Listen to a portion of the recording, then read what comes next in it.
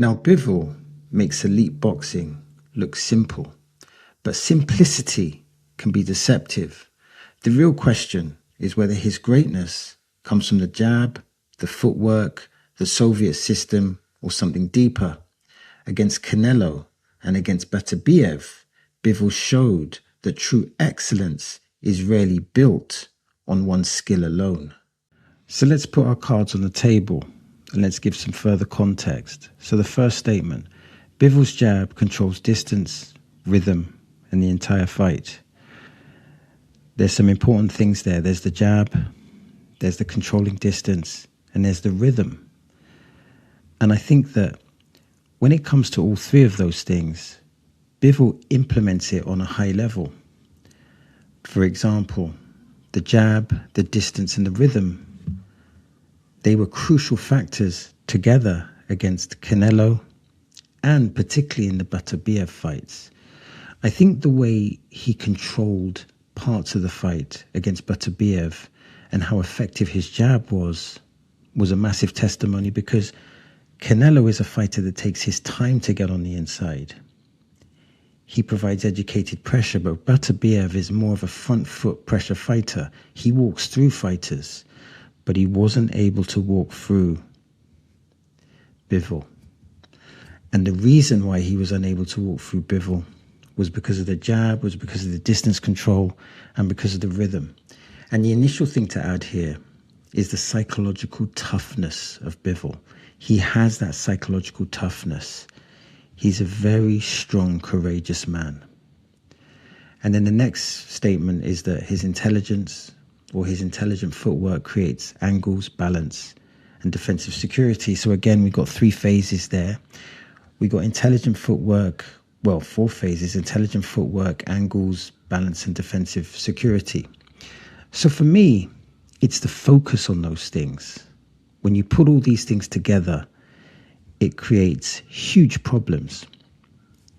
So when the pressure increases against Bivol, he becomes more defensively responsible. With most fighters, the more pressure you put on them, their footwork starts to break, their balance starts to break, and then they become defensively irresponsible. But Bivol's the other way. He ascends. And the other thing to add here is adaptation, being able to adapt in the ring. And adaptability and ring IQ, they have a relationship. And Bivol really ascends in this area. And then we have Bivol embodies the discipline and efficiency of the Soviet boxing system. And the Soviet boxing system is like the Matrix, figuratively speaking. The system, the Soviet system, is part of Bivol's soul. And this system creates problems for opponents, maybe for various reasons. Maybe in some instances, it creates a problem because some opponents are unfamiliar with the Soviet system. So it creates a problem the same way a southpaw position creates a problem for a conventional boxer. It's a different, innovative system for them. And Bivol embodies this system, and he stays disciplined to that system. Now, the next statement is that the Canelo victory exposed a matchmaking mistake and denounced Bivol's arrival as a superstar. Now, why did Canelo's team make this matchmaking mistake?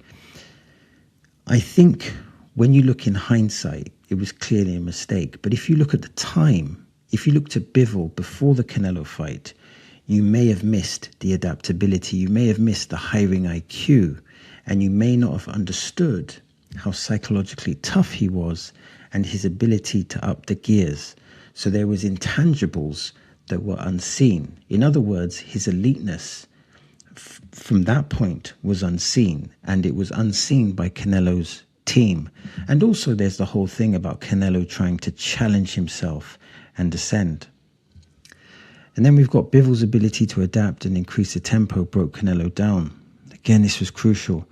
When Canelo puts on the pressure with a lot of good fighters, they break down. The Billy Saunders fight is a good example.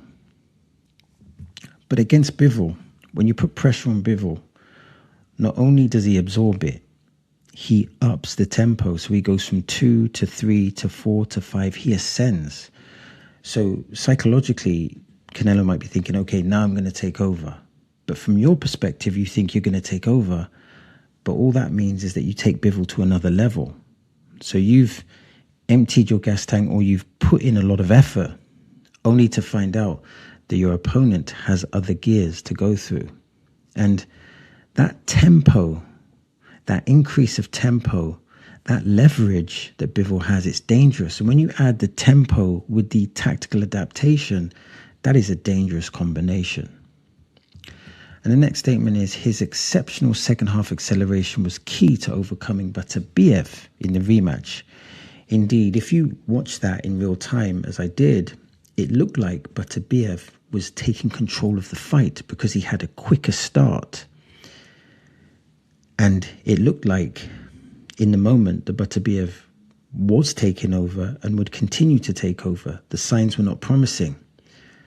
But Bivol, even though he looked, maybe fatigued is too much of a strong word, but he looked relatively tired, he was able to up the gears again, and he was able to make the adaptation, and he became more defensively responsible and more offensively minded, if that was possible. Figuratively speaking, he entered that matrix mode, and it's impossible to prepare for that because we'd never seen that from Bivol before. So Batabiev made the adjustments from the first fight, and then Bivol made adjustments on Batabiev's adjustments. And that acceleration in the second half of the fight, for me, solidified him as an elite fighter. And then the next statement is that Bivol's greatness comes from a combination of multiple elite skills working together. I think that's a very true statement. He's not the most powerful. He doesn't have the most speed. But when you put together a good jab, good footwork, maybe a great jab and great footwork, and then you put together the defense, the discipline, the elite mental toughness, the adaptation, the hiring IQ, the ability to raise the tempo, when you put all the pieces of the puzzle together, you come up with an elite boxer. And this is my final statement. Think of this. If elite fighters know what Bivol is going to do and still cannot stop it, then perhaps his greatest weapon is not a single skill, but the mastery of them all. The real Bivol code may simply be the ability to perform boxing fundamentals at a level that very few fighters in history can match. So that's the end of the video. Now I'm trying to build a digital boxing community. That means I'm interested in your comments, I'm interested in your questions, and I'm interested in your observations. Now, if you want to support the channel, simply like and subscribe and click the hype button.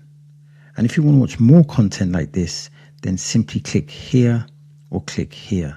As always, thanks for your time. It is much appreciated.